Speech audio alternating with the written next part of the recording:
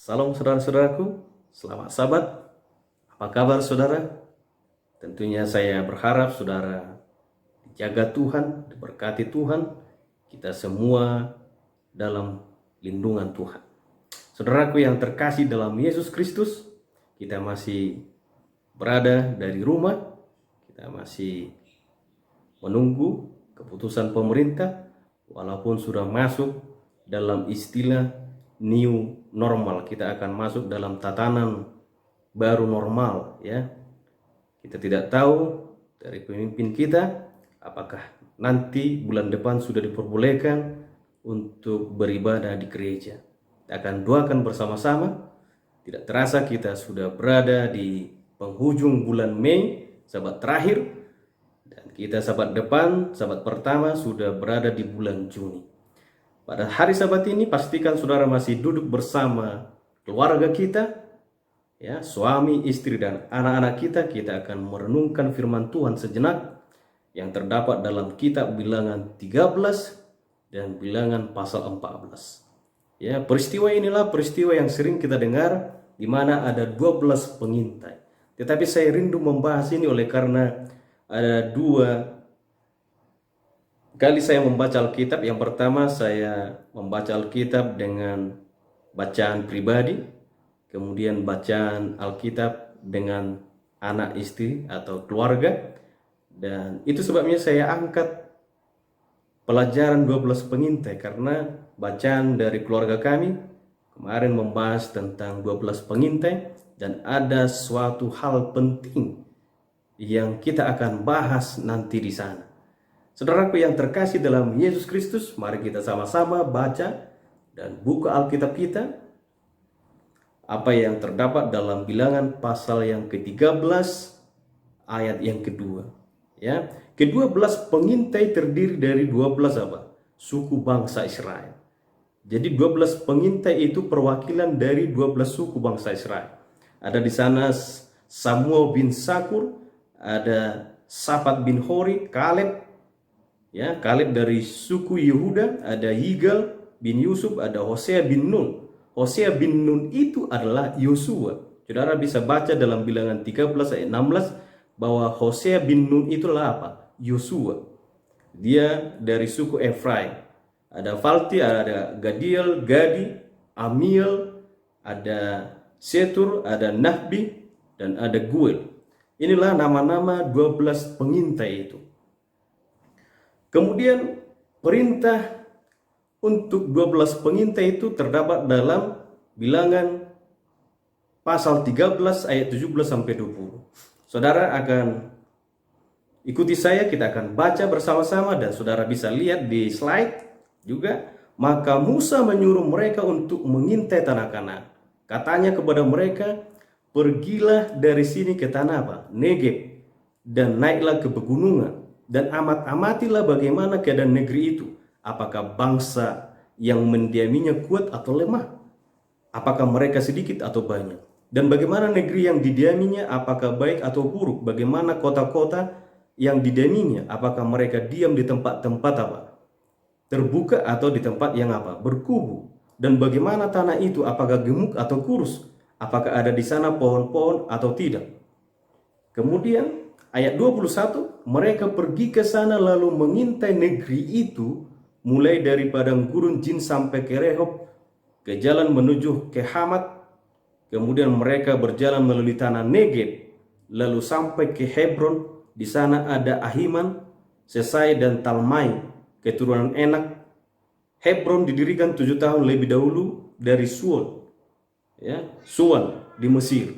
Kemudian ayat 23, ketika mereka sampai ke lembah Eskol, dipotong mereka lah di sana suatu cabang dengan setandan buah anggurnya. Lalu berdualah mereka mengandarnya, juga mereka membawa beberapa buah delima dan buah ara. Tempat itu dinamai orang lembah Eskol karena tandan buah anggur yang dipotong oleh orang Israel di sana. Sesudah lewat 40 hari, pulanglah mereka dari pengintaian negeri itu. Kemudian ke-12 pengintai itu bertemu dengan Musa di hadapan bangsa Israel. Tetapi ada 10 orang pengintai itu menceritakan kepada Musa. Mereka menceritakan kepadanya, kami sudah masuk ke negeri kemana kau suruh kami. Dan memang negeri itu berlimpah-limpah susu dan madunya. Dan inilah hasilnya, mereka tunjukkan buah delima dan anggur dan buah ara. Hanya bangsa yang diam di negeri itu kuat-kuat dan kota-kotanya berkubu sangat besar. Juga keturunan Enak telah kami lihat di sana. Orang Amalek diam di tanah Negeb, orang Het, orang Yebus dan orang Amori diam di pegunungan. Orang Kanan diam sepanjang laut dan sepanjang tepi sungai Yordan.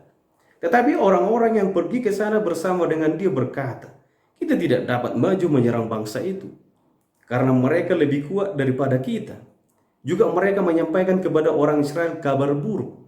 Jadi 10 pengintai itu ya, menyampaikan kabar yang buruk atau kabar yang busuk tentang negeri yang diintai mereka dengan berkata, negeri yang telah kami lalui untuk diintai adalah suatu negeri yang apa? Yang memakan penduduknya. Ya, mereka menakut-nakuti bangsa itu.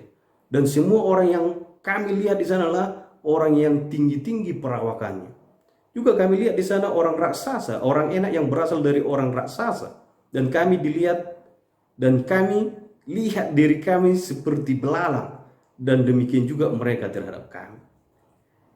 Situasi yang terjadi pada saat itu, Musa mengirim 12 utusan untuk mengintai negeri tanah Kanaan. Namun Kaleb dan Yosua memberikan jawaban yang sama, berbeda dengan yang 10. Ya. Bangsa Israel memberontak terhadap Tuhan dan berniat kembali ke Mesir. Nah, ini situasinya sudah semakin gawat. Bangsa itu mau melempari Kaleb dan Yosua. Permasalahannya adalah di antara pengintai itu membatasi kuasa Allah. Kemudian mereka menuduh pemimpin mereka menipu dan akan mendatangkan kesusahan pada saat mereka nanti tiba di tanah Kanaan. Mengerikan sekali. Inilah kabar buruk itu, kabar busuk itu. Mereka mengikuti jalan yang salah dengan keras kepala dan bertekad melawan Kaleb, Yosua dan Musa. Mereka telah memutarbalikkan agar dapat menguatkan pengaruh yang jahat. Ya, 10 pengintai itu mulai mempengaruhi bangsa Israel, berikan pengaruh-pengaruh yang jahat. Ya, mereka melaporkan kabar palsu, kabar busuk. Mereka dirasuki setan ingin memberontak agar kembali ke tanah Mesir. Luar biasa, mengerikan sekali saudara. Pembahasan pada hari Sabat ini yang kita akan bahas adalah bahwa Kaleb ada di antara 12 pengintai. Ya, Kaleb adalah orang yang setia. Dia membela kebenaran, melawan pengaruh yang jahat dari teman-temannya itu. Kemudian dia memiliki lain jiwanya. Nanti kita akan bahas, kita akan buka Alkitab bahwa Kaleb dikatakan memiliki lain jiwanya. Ya, Kaleb mengerti akan keadaan ini dan dengan keberanian membela firman Tuhan, ia telah membuat dengan segenap kesanggupannya untuk melawan pengaruh yang jahat dari rekan-rekannya itu yang tidak setia. Itu ditulis dalam Alpha Omega jilid yang pertama halaman 464. Saudara bisa baca di sana. Inilah terjemahan bahasa Inggris New King James Version dalam Bilangan 14 ayat 24 seperti yang saya katakan tadi bahwa Kaleb memiliki lain jiwanya. Ya, he has a different spirit in him and has followed me fully. Jadi Kaleb ini memiliki jiwa yang lain. Kemudian dia mengikuti Tuhan dengan apa? Sepenuh hati, ya. And has followed me fully. Jadi dia mengikuti Tuhan dengan sepenuhnya. Dia memiliki apa? Jiwa yang lain, ya. He has a different spirit in him. Jadi inilah yang dimiliki oleh Kaleb. Ini akan kita bahas, saudara. 10 orang pengintai dibinasakan, tetapi Kaleb dan Yosua memiliki apa? Jawaban yang sama. Tetapi hanya Kaleb yang disorot. Karena apa? Lain jiwanya. Apa arti lain jiwanya? Kita bisa dapat dalam kitab Bilangan 13 ayat 30. Ya, kita akan baca bersama. Saudara bisa buka Alkitab dan ada di slide, kita baca bersama. Kemudian Kaleb mencoba menenteramkan hati bangsa itu di hadapan Musa. Inilah bahwa Kaleb memiliki apa? Jiwa yang lain di antara 10 pengintai itu.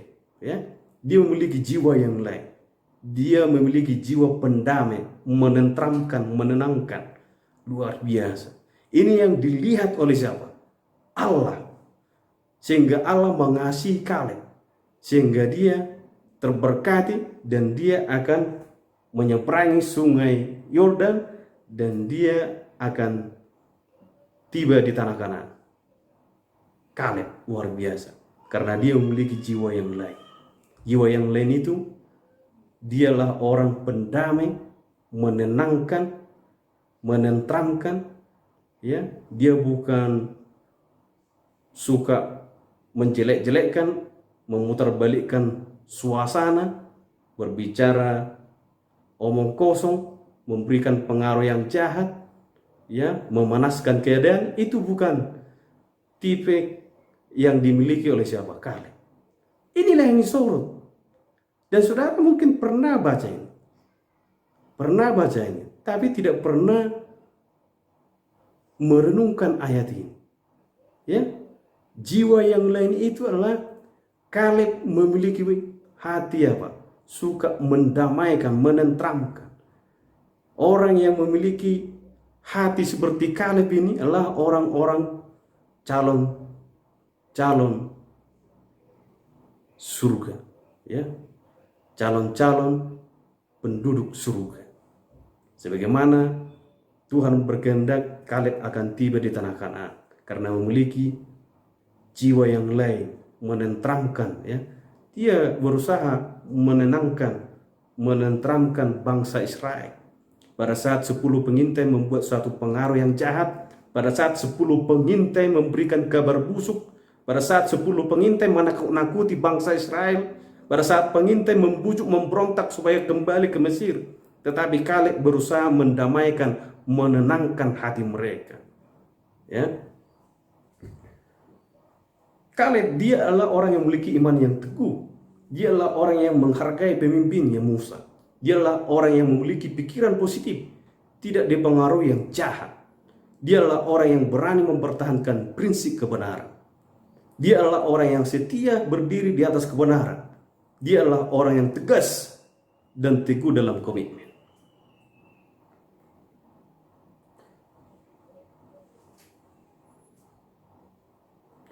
Kaleb, kalau saudara buka kamus bahasa Indonesia, Kaleb artinya adalah apa? Anjing, ya. Anjing memiliki penciuman yang lebih baik dari manusia, 20 kali lebih tajam, ya. Kemudian anjing juga memiliki penglihatan yang baik, kemampuan melihat dalam gelap, pendengarnya 2 oktav lebih tinggi dari manusia. Bicara penciuman, pendengaran, penglihatan yang tajam, inilah karakter yang dimiliki oleh siapa? Kaleb, ya.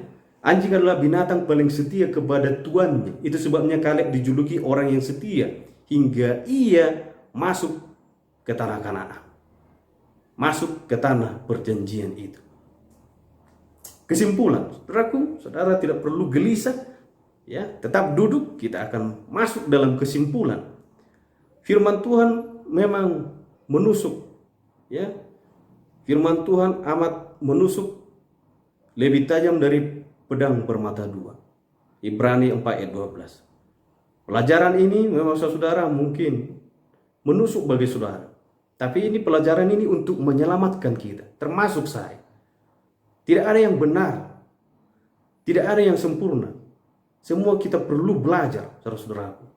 Tuhan menyertai orang yang teguh pada komitmen dan mempertahankan prinsip yang sesuai dengan kebenaran firman Tuhan. Pendapat mayoritas tidak selalu benar, tetapi pendapat minoritas pun belum tentu benar. Ya, yang menjadi ukuran pendapat kita benar atau tidak adalah apa? Firman Tuhan. Itulah tolak ukurnya. Ya, yang menjadi ukuran pendapat kita benar atau tidak adalah apa? Firman Tuhan. Jika pendapat kita benar menurut firman Tuhan, itulah yang benar. Ya, bukan apa kata orang, tapi apa kata Tuhan. Maka kita harus bersikap seperti Kaleb yang teguh pada komitmennya, mengerjakan tugas yang diberikan kepadanya, dan berani melawan pendapat mayoritas. Betapapun sulitnya, kita harus percaya bahwa Allah akan menyertai dan menolong kita menghadapi setiap masalah. Jadi Kaleb memiliki sifat penenang, dapat menenteramkan suasana.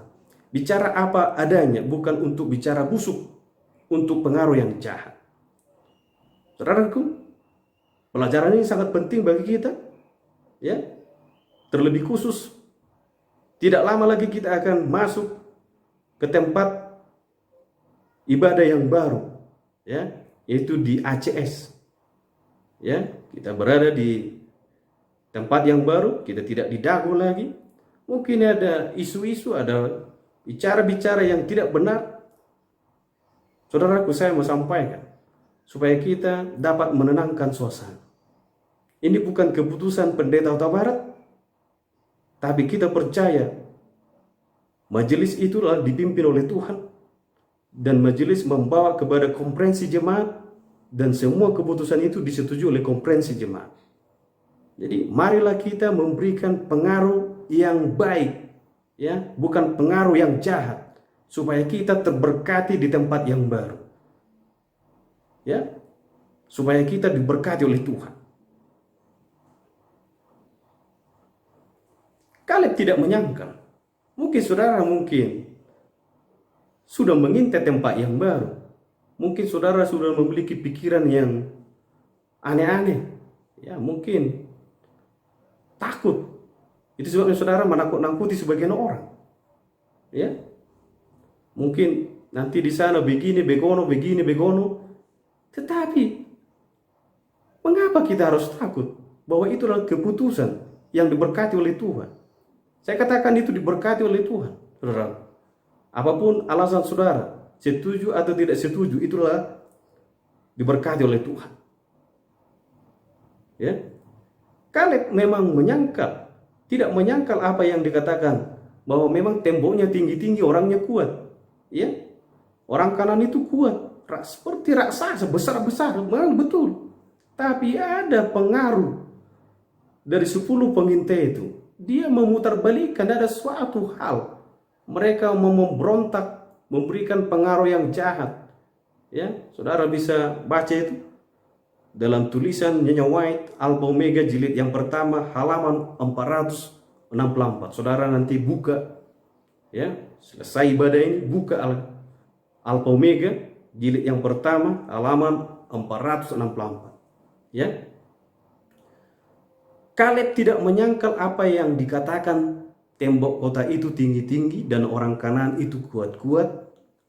Di saat Kaleb berbicara, Allah telah memutuskan dan menjanjikan tanah perjanjian itu.